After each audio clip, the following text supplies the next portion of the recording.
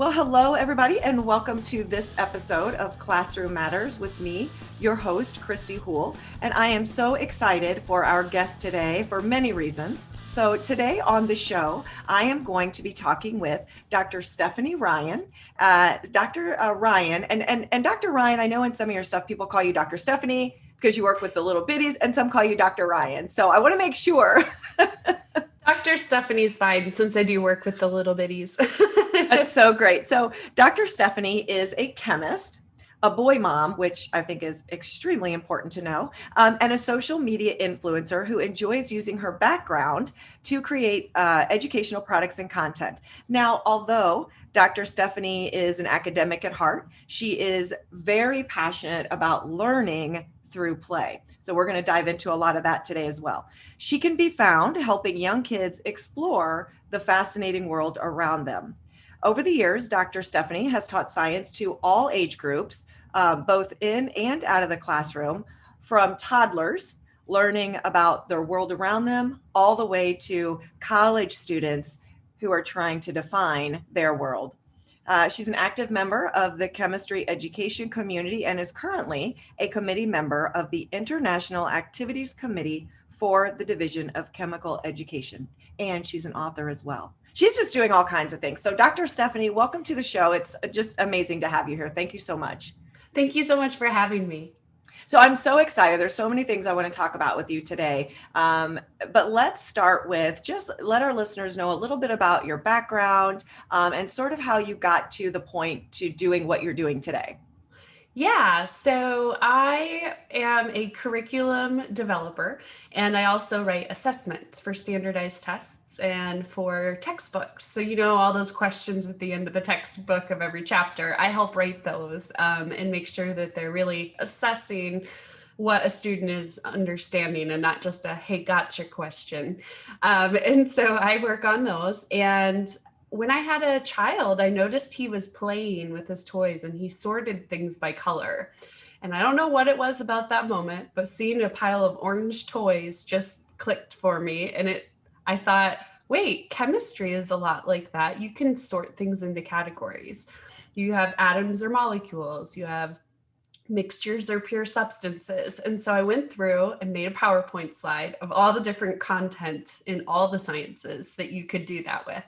And I thought, okay, I've got an idea. Let's learn about, and then we can say the first book is chemistry. And we ended up having an illustrator illustrate my son and his friends, which turned out to be the best part of the whole book, was just the illustrations are gorgeous because they look like real children, and it's based in what real children do.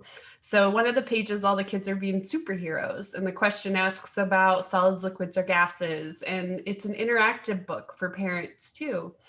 And this came out during the pandemic. So that is how things kind of got to where they are, as we were sitting down thinking, like, how can we get this book out there during a pandemic where you can't read books in public to people?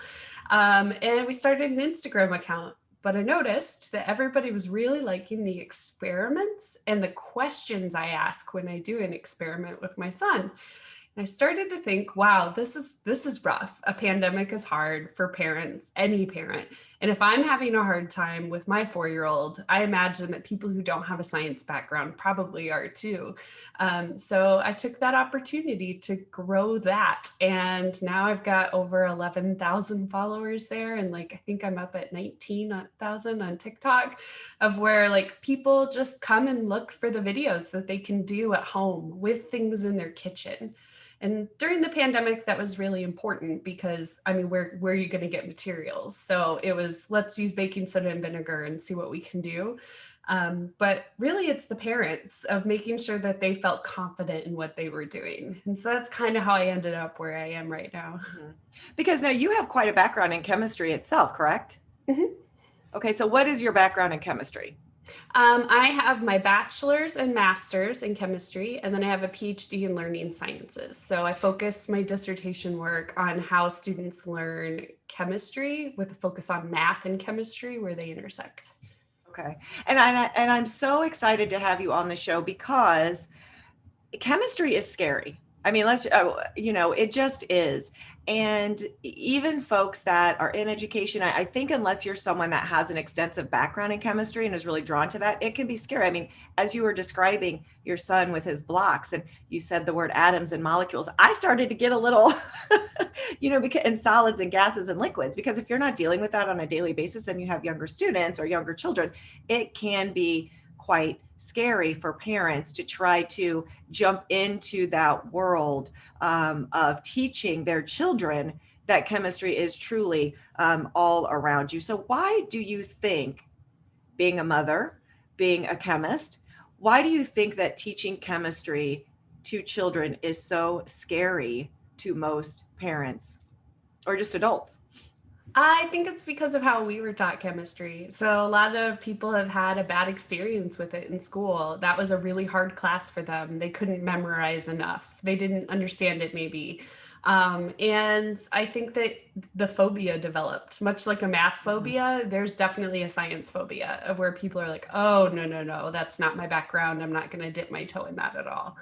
And that was my goal with writing my book, was making sure that it wasn't just for scientists' kids. I wanted to make sure all parents could read it, whether or not they were comfortable with science. So the thing I like to point out to parents, and they always look at me really funny when I say this, but what I point out is you have lived a life and you know a lot more than your 4-year-old. There are a lot of things that you teach them without ever even thinking twice about it. And some of these things are chemistry. Like, you know that rain is a liquid. You know that snow is solid. You know that if you drop a ball, it will fall. You know these things, and your kid does not. And so when I say teach your kid chemistry, I'm not saying break out a chemistry set. I'm not saying teach them complex equations. In fact, I'm saying the opposite. You can use baking soda and vinegar to teach a lot of stuff. And I think that you have the experience. If you've ever cooked a meal or boiled water, there are several things that are chemistry concepts right there that parents can do. And I think they just need that reminder sometimes that it's not this scary thing. Sure, there are some of the scary, harder to understand concepts, but that's not what we need to teach our 4 and 5-year-olds for sure. Yeah, because as you're talking and I'm thinking about and you're right, because I'm like, the elements and having to memorize all of that. I'm just like, oh my gosh, this is so overwhelming. And do you think that sometimes as a parent and even as a teacher in the classroom setting, because I want to talk a little bit about that too, that we're not used to doing that? And so, speaking about chemicals and how things, chemistry applies to our everyday living, we're just not used to doing it. It's not a habit. So, when we are in the car talking about the rain or the snow, or when we're cooking, that's the furthest thing from our mind as we're teaching our son how to cook macaroni and cheese. We could throw in some chemistry, but it's just not our usual mindset.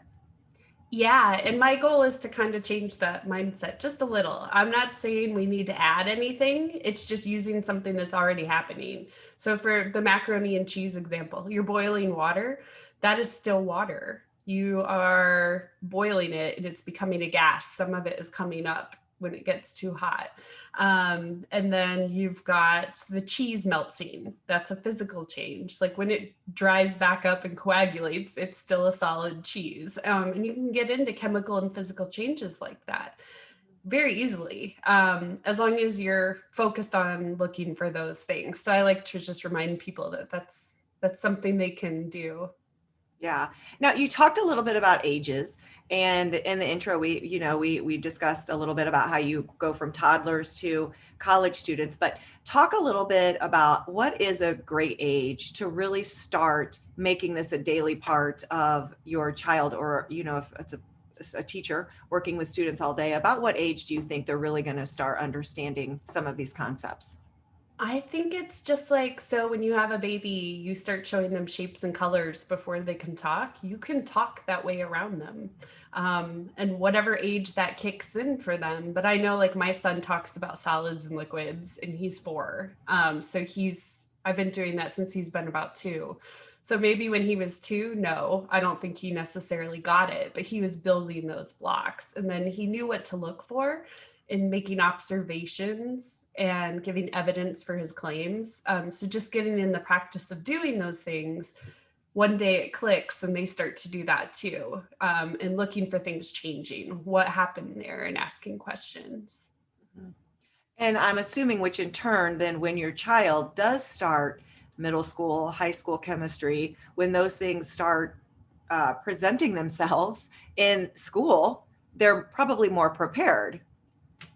I think so, yeah, because you're not teaching them a new way of thinking and the content. This is just a curiosity way of looking at the world that they can then also learn content at the same time. And it's not so scary. Yeah, well, and I think too, as things always do, things change over time, and the newer standards for science look more at the how and the why and not the what. And I think that when I was going through school, it was just the what, and we memorized the what. And it was overwhelming to memorize all of that stuff. And then it never had any applicable use Right. because you couldn't apply a memorized thing because you didn't understand it. So I think the way that kids are getting the approach now, they're actually learning I guess the nuts and bolts of it. They're like really getting into it to be able to understand something to be able to then apply it. So I think that that's going to be really cool in about 20 years when all these kids have went through all that and then college, they're going to come up with some great stuff. Yeah, I think so. I think that's a great point too, because with just the way that the educational system has, we've seen it change over the last couple of years, where parents are really have been forced in the last year with the pandemic to be more hands-on, to be more involved with kids' education, since a lot of kids, most kids were at home, for however period of time, and parents were really looking at that. And I mean, I wish I would have thought about this when my kids were younger, because mine are all a little bit older now. And it's funny because my son will be a senior and he actually has to take chemistry. And as soon as he I saw that, he's like, oh no. And I think I was a little bit like that too. I was like, oh, chemistry, oh no. And I'm sure that if kids are getting these experiences with just the most simplistic applications of chemistry in their everyday life, they are not going to have that same reaction when they see the word chemistry on their roster for the next year. Yeah, I think that the kids are going to start seeing it more as a tool to help them answer questions about the world around them than a book of facts. And I Yeah. think that is the book of facts. Yeah. Like that. Maybe we need to like stop calling it chemistry. Is there like another name we can come up with? That isn't chemistry. We're going to have to work on that, like a more fun way to so that your mind doesn't go there. So you talked a little bit about, and this is what really intrigues me, is you don't have to have fancy chemistry sets. You don't have to know the periodic table. You don't have to have these great big textbooks that are just boring. There are things around your house. There are everyday things that you can do with your kids, especially during the summer when they're home with you and you want to spend some time with them. And parents love to do experiments with their kids. So give us some examples of some things that parents and teachers, maybe in a summer school setting, can do with their students that are going to expose them to this.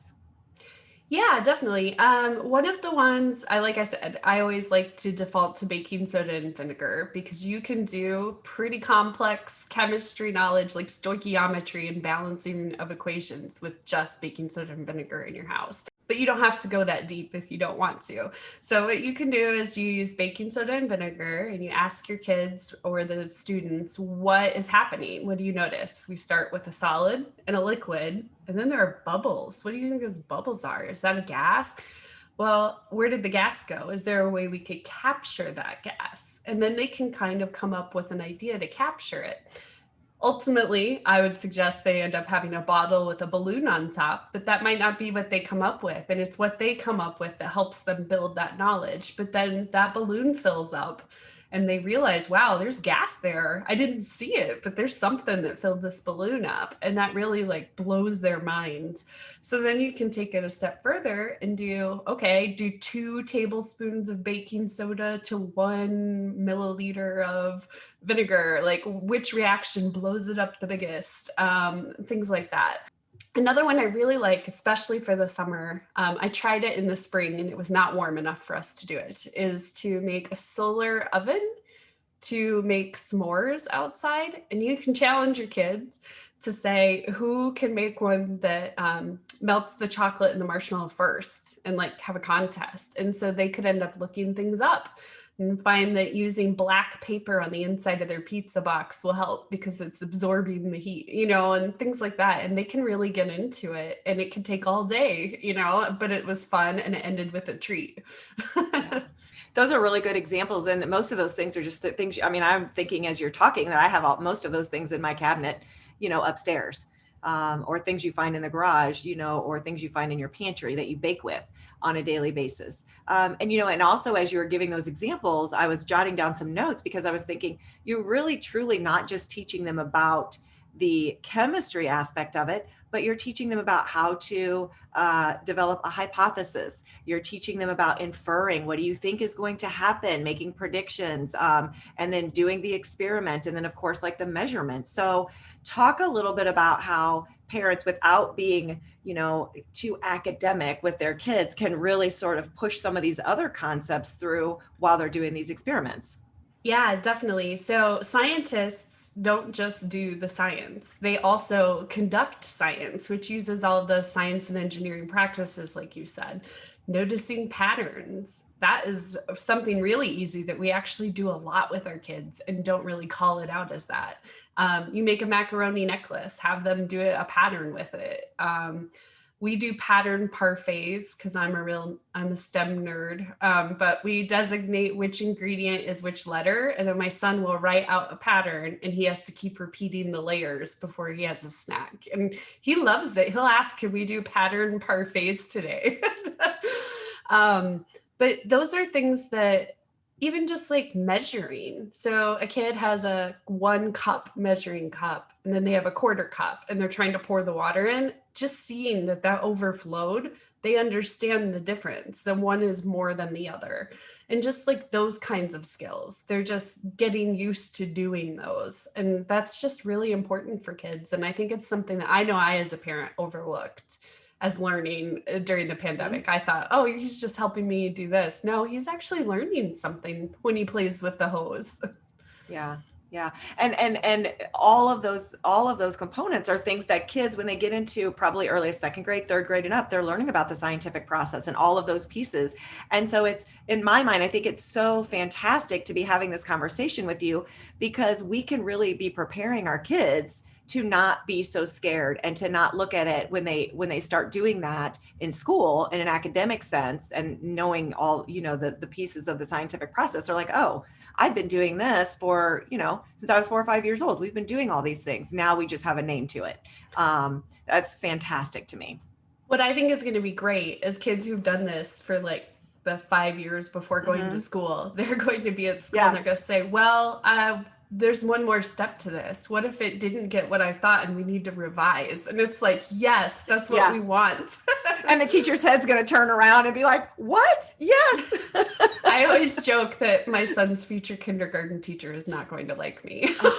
Or she probably will love you and want you to come in and help with all the other children.